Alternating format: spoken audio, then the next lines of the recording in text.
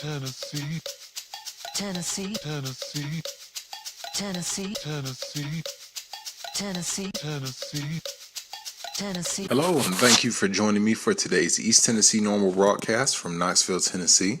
This is George Ward reporting, and for today's segment, I'll be talking with Mr. Bernie Ellis. Mr. Ellis is a well-known advocate and public figure who's been at the forefront of the fight to make safe, legal access to medicinal marijuana a reality here in Tennessee. In our talk, Mr. Ellis let me know some of the interesting things about his experience with the legal system due to his work helping AIDS and cancer patients in Tennessee access medicinal marijuana in the 80s and 90s from his West Tennessee farm. He also shed some light on the reasons behind all of his efforts to change the status quo of marijuana laws in our state. Take a look at the videos I've included here to learn more about Bernie's story. Now, I had the chance to sit down and talk with Bernie literally seconds before he moderated a town hall being held earlier this month in Knoxville at the Tennessee Valley Unitarian Universalist Church, which was co-sponsored by Mrs. Ginger Wright and East Tennessee NORML. Ginger is also an advocate fighting to reform Tennessee's marijuana laws in an effort to help children like her son Corbin access the medicine he needs without moving away from their home here in Tennessee. The subject of Ginger's town hall was House Bill 1385, the Koozer-Kuhn Medical Cannabis Act. This is a bill that would allow access to medical marijuana-based medications, mostly oil and other extracts as opposed to the full cannabis plant, for Tennesseans that suffered from 14 specific medical conditions, including cancer, multiple sclerosis, epilepsy, and HIV/AIDS, among others. The bill was scheduled to be voted on in the early part of March by the House Health Subcommittee. Is this the church where the shooting occurred? It is. And that's what I know about it. we come in and have meetings here at the church all the time, and they actually have this room where they have all kinds of graffiti saying they're still supportive of gay rights and all, because that's what the shooting was about. Okay. You know, the person didn't support that, and the church allows gay members to come.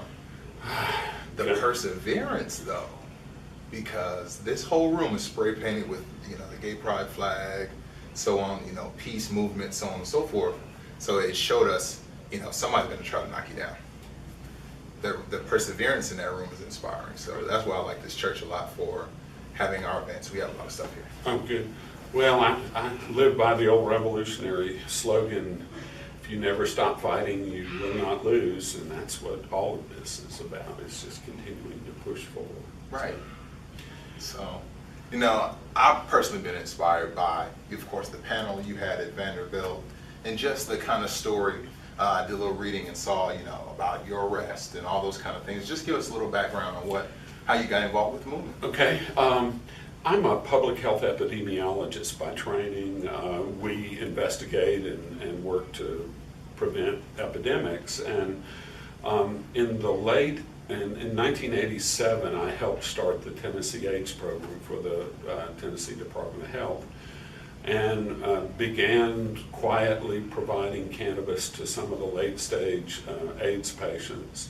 And I had grown for my own use, like most folks, recreationally at first, but the older I got, the more I began to notice a beneficial effect from using on my degenerative joint disease and fibromyalgia. So I did begin providing in '87.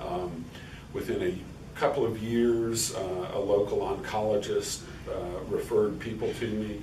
And so for 15 years, I quietly provided to a handful of people each year.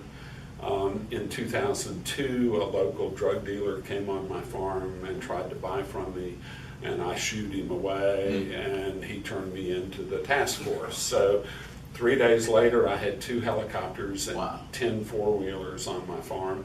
And they were there for 8 hours and thoroughly trashed my house. And so this is DEA, TVI? Yeah, it's a joint task force, so it's state, federal, I mean, every agency in the world.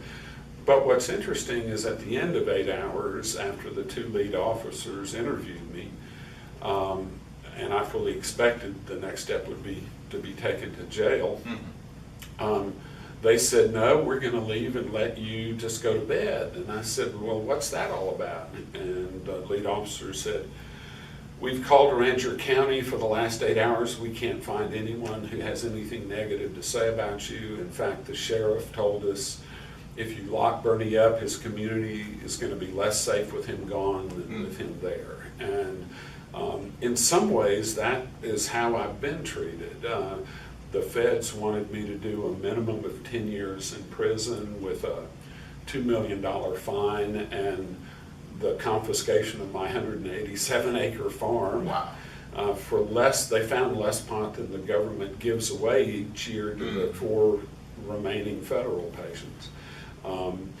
But the judge, thankfully,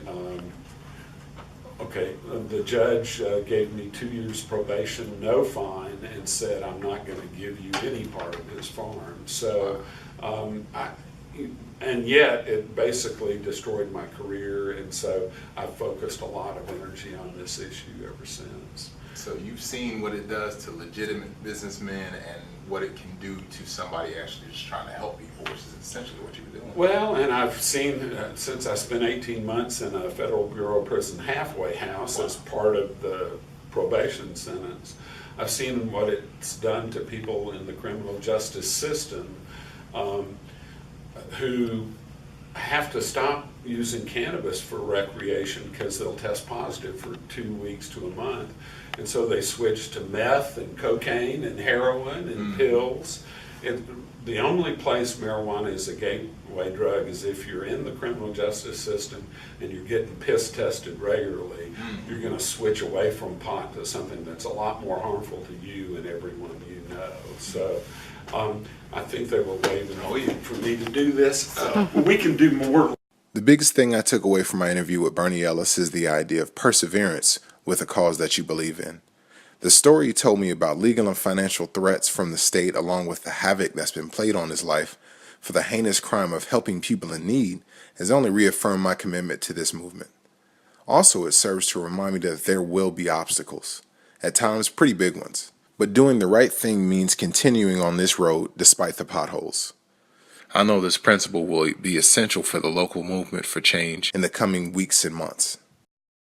The hearing and vote on House Bill 1385 was rolled back from its original date to the last scheduled session for the legislature, and there is still yet to be any serious Republican support for the bill. These are situations that will cause a certain degree of stress to advocates and patients both, along with anyone that's been paying close attention to the progress of the Koozer-Kuhn Act. We will see what happens in the House, but it almost goes without saying that this discussion will continue for some time, and we'll be sure to keep you up to date with changes as they happen. Subscribe now to check in with East Tennessee NORML for breaking news, presentations, discussion, and debate about the reform of marijuana laws here in Tennessee. Included below are some links to the local media's reporting on the progress of Koozer-Kuhn, Bernie and Ginger's stories, as well as a text copy of HB 1385 for anyone who's interested. Thanks again for tuning in to East Tennessee NORML, and I'll see you at next month's meeting. Peace.